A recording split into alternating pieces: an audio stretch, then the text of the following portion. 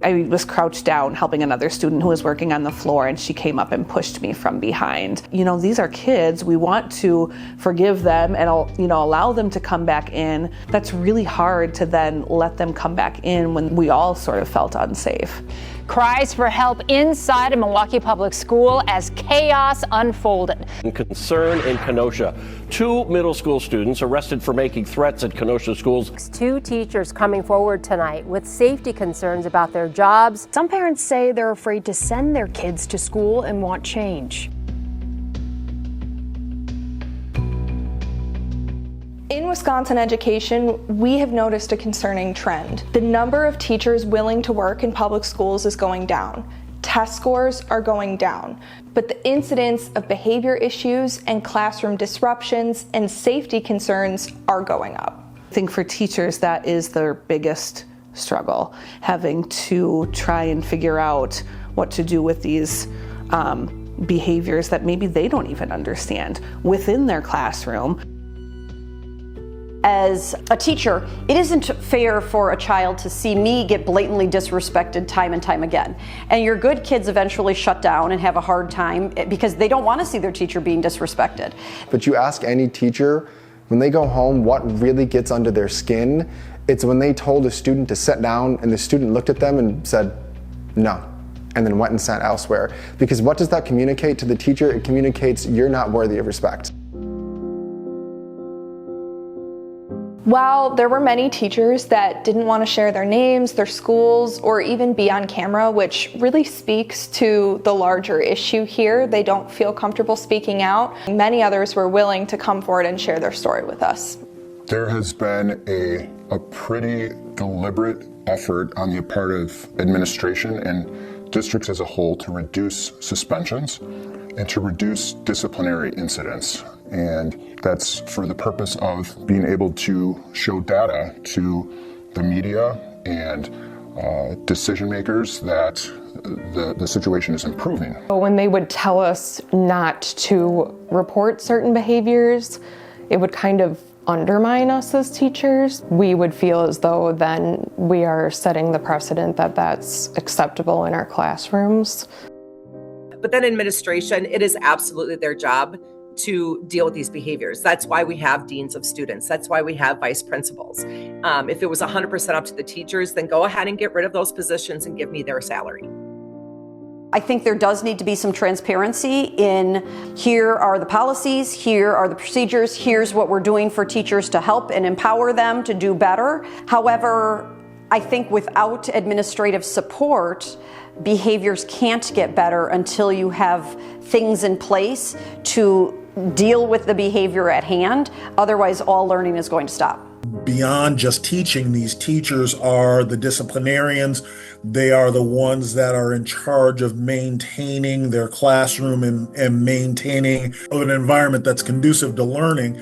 But when you have the backup of the administration and the higher-ups, it makes that job that much more palatable and easier to do. Sending a kid back to class immediately after they've been kicked out is probably the single most detrimental practice that any administrator can carry out to undermine a teacher's authority.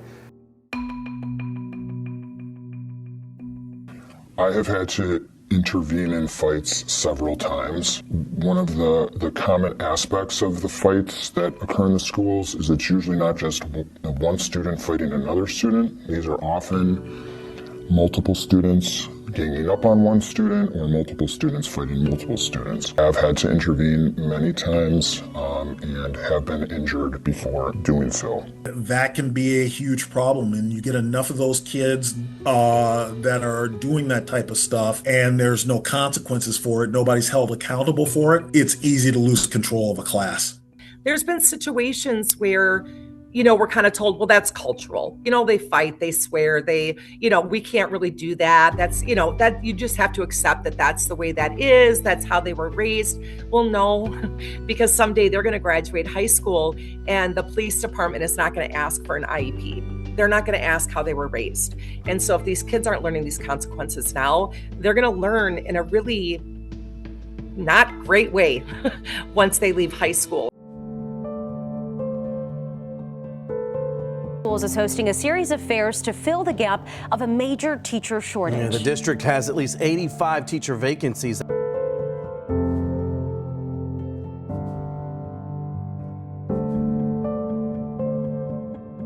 I was trying to be a positive role model for them. But when you get called bad words all the time for months, I just couldn't take it anymore. My mental health, it wasn't doing very well. My health physically wasn't doing well. I mean, I was even losing hair. So when I was teaching, there were times where I felt like I just was being incredibly ineffective. We're not superheroes, right? We don't have special powers. You can only do as much as you can in a 24-hour day. We actually saw from a report gathered on exit surveys from Milwaukee Public Schools that a top reason that teachers are leaving the profession in general is because of personal safety concerns.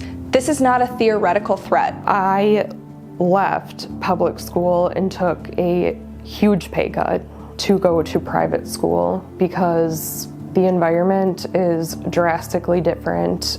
All of the surveys that I've seen have put behavior as the #1 reason that teachers consider leaving the classroom. It's above stress, it's above pay, it's above politics. And we think we're helping these kids, and what we're doing is hurting them.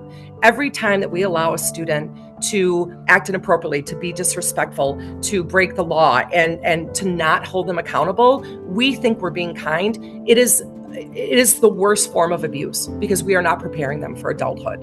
If nothing changes, we are going to deal with the negative outcomes of students being uneducated, students going to school and learning that school is not a place where they can gain skills and knowledge that's going to help them. I feel like for teachers to feel supported in public schools, teachers need to feel backed up by parents, administration.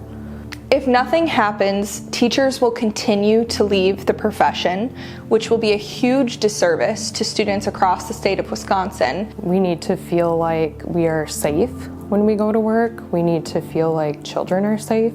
Not only do we feel so much pressure, we just know that it's almost impossible to get to where they want these kids to be or to get these schools to where they want to be because the big problem is not being dealt with.